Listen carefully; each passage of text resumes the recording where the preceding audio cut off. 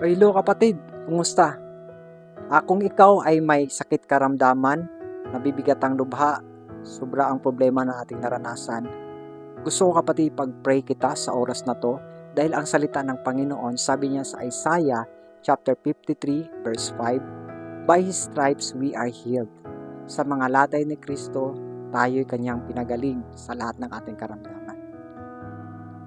Father God, ako po'y lumalapit sa inyo sa oras na to.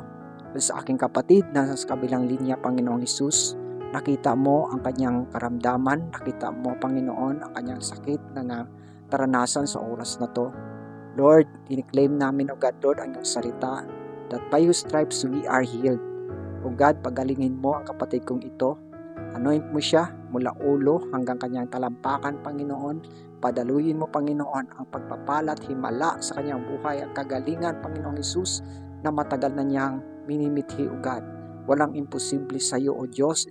Ikaw noon, ngayon, at magpakailan-kailan pa man.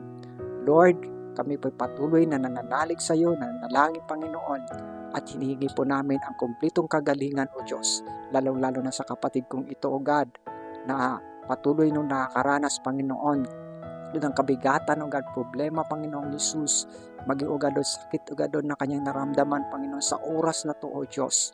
Lord, pinagaling mo na siya, Panginoon. Kumilos ka sa kanyang buhay, baguhin mo siya, O God, Lord. At Lord, patuloy siya, Panginoon, manalig sa iyo, manampalataya sa iyo, manalangin, O God, Lord, sa araw-araw, Panginoong Hesus, dahil wala po kaming magawa sa mundong ito kung hindi ka namin kasama. Thank you, Jesus. Alam namin, Lord, walang posible sa iyo. Lord, claim na namin, Panginoon, ang kagalingan na nabumula lamang sa aming Panginoong Hesus. Amen.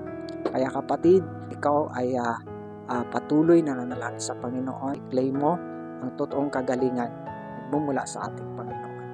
So, share this video kung mayroon ka tayong kapatiran na nangailangan din sa prayer nito. God bless you.